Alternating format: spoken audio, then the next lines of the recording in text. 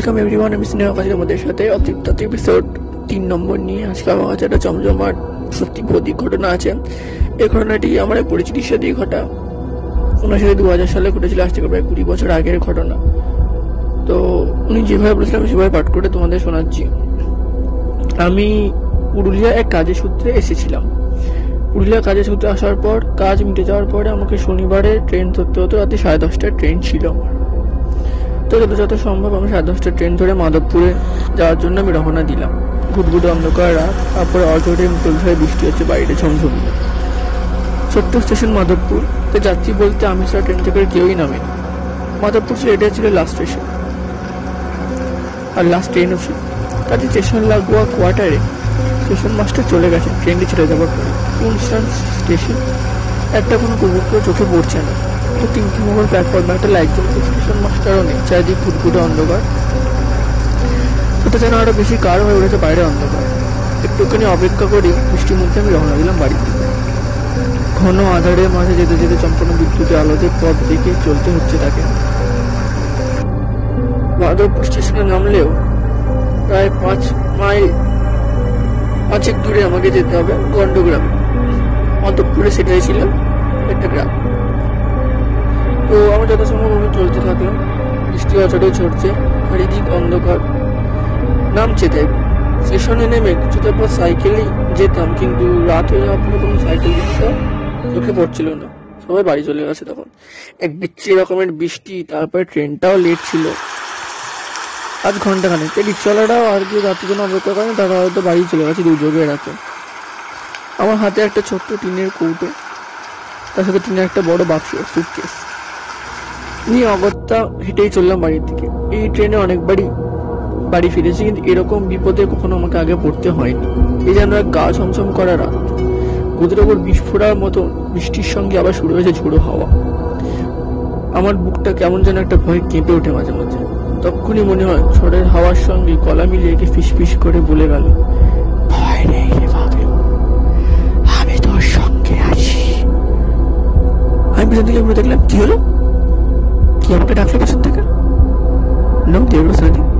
কিচ্ছু নেই। আমি আবার চলতে থাকলাম। কথা বলার ধরনটা ঠিক আমার মায়ের মতন মনে হলো, কিন্তু তা কি করে সম্ভব? আমার মা তো বাড়িতে ঘুমোচ্ছে, বোধহয় দোকানে ঘুমিয়েও পড়েছে। আমার মনটা কেমন ভার হয়ে গেল। আজ দুপুরে কারখানার গেট থেকে বের হওয়ার সময় মায়ের কথা মনে পড়ছিল। কে যেন তার মাথায় হাত বুলিয়ে দিচ্ছে। হাতের ছোঁয়াটাও ছিল ঠিক মায়ের মতো। সব কেমন গুলিয়ে যাচ্ছিল আমার মাথার মধ্যে। যাই হোক, অত না ভেবে আমি বাইরের দিকে রওনা দিলাম। ভাবলাম বড় দুঃখী আমার বাবা ছিলেন ঘরামি। ঘর বানাতে গিয়ে আমার বাবা মাস করে মারা যায়। প্রায় 1 বছর হয়ে গেছে। কাজ করে মাটাকে বড় করে তুলেছে। বাবা মা যাবার সময় তার বয়স ছিল মতো 3 কি 4। এখন ওই 20 বছরের যুবক। অনেক চেষ্টার পর গেলেও পাশে শহরে কারখানায় কাজ করেছে। যাবার সময় মাকে প্রণাম করে বলে এসেছিলাম,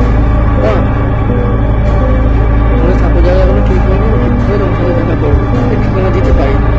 পরে যখন বাড়ি ফিরলাম তখন সব জানাবো ঢুকেছিলাম। আজ মাসের পয়লা, শুনলাম। আসবার সময় ছোট্ট একটা ফুল করা টিনের সুটকেস কিনে ভরে নিয়েছিলাম মায়ের জন্য একটা সরু পেটের শাড়ি। কতদিন মা আমি শাড়ি পরেই। মাইনে পেয়েছে, নতুন কাপড় কিনেছে মায়ের জন্য। মা কি খুশি হবে। কোনো খবর না দিয়ে এসে মাকে একেবারে অবাক করে দেবো, তাই ভেবেছিলাম। বাপ আজ রাতে এসে সময় মায়ের কাছে শোবে ঠিক করেছিলাম, একেবারে অবাক করে দেবো। এইসব কথা ভাবতে ভাবতে কি করে যে কাদা জল ভেঙে ঝড় বৃষ্টির মধ্যে বাড়ির দরজার কাছে এসে দাঁড়ালাম নিজেই বুঝতে পারলাম না। রাত অনেক হয়েছে, কটা বাজে সময়টাও খেয়াল নেই, কারণ ঘড়ি তখন আমার কাছে ছিল না। গায়ের লোক সব গভীর ঘুমে আচ্ছন্ন, শুধু ব্যাঙগুলো ডেকে যাচ্ছে পাল্লা দিয়ে একঘেয়ে সুরে। ঘরের দরজায় কর্নারতেই ভেতর থেকে মায়ের গলা, ভেতরে আয়, দরজা খোলা আছে বলে দরজা খোলাই আছে। আমার একটু অবাক লাগলো যে মায়ের গলা এরকম কেন লাগছে। অন্ধকার ঘর, কিছুই দেখা যাচ্ছে না।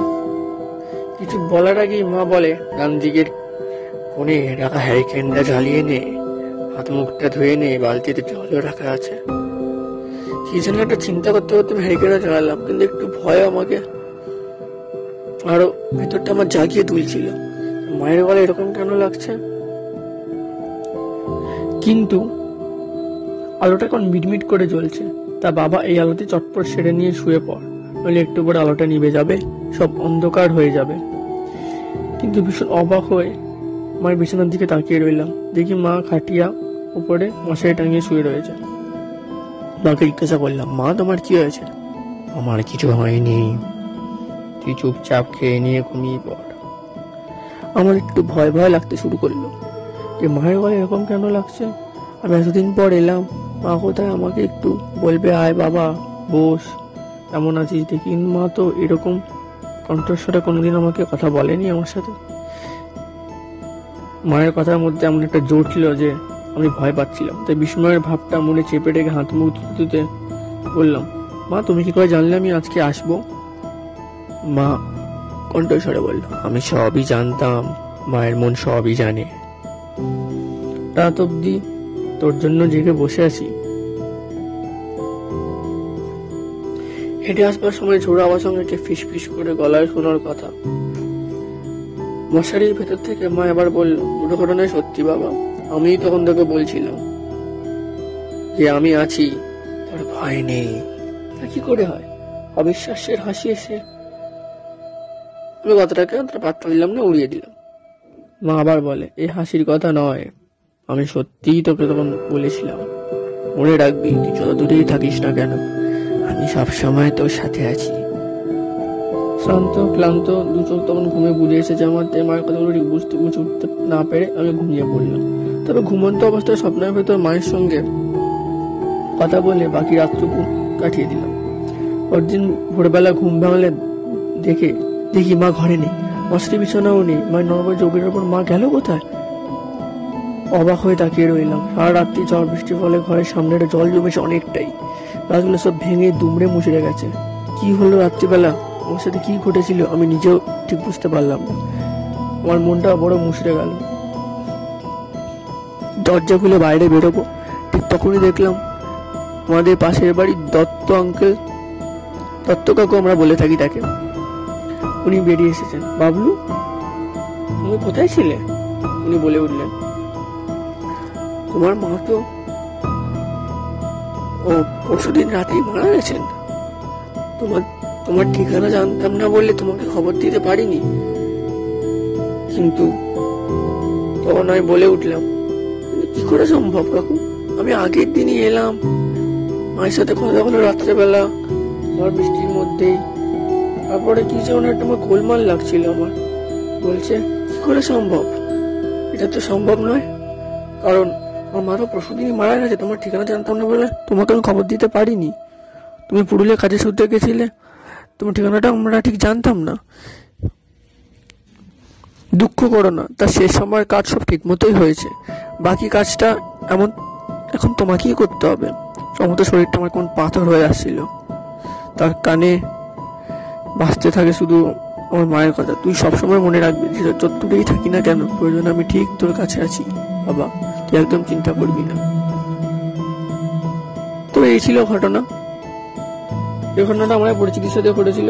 উনি আমাকে ঘটনাটি যেভাবে বলেছেন আমি সেভাবে পড়ে শোনালাম। ঘটনাটি সত্যি নাকি মিথ্যে অত আমি বিচার করবো না, কারণ উনি আমাকে যেভাবে বলেছিলাম সেভাবে তোমাদেরকে পাঠ করে শোনানোর চেষ্টা করেছি, শোনালাম। হয়তো এরকম কিছু ঘটে থাকে, তখন গ্রামগঞ্জে এরকম অনেক কিছু ঘটে থাকতো যে হয়তো তখন কেউ বিশ্বাস করে না কথাগুলো, বা বিশ্বাস ঘটনাগুলো কেউ করে না, বাট এরকম কিছু ঘটে থাকতো, অদ্ভুত কিছু ভৌতিক কাণ্ড আমরা শুনেছি। তো ঘটনাটা ভালো লাগলে কমেন্ট করে জানিও কেমন লাগলো, আর ঘটনাটি ভালো লাগলে লাইক করে দিও। আর তোমরাও ঘটনা পাঠাতে পারো আমার মেল আইডিতে, আমি অবশ্যই পড়ে শোনাবো।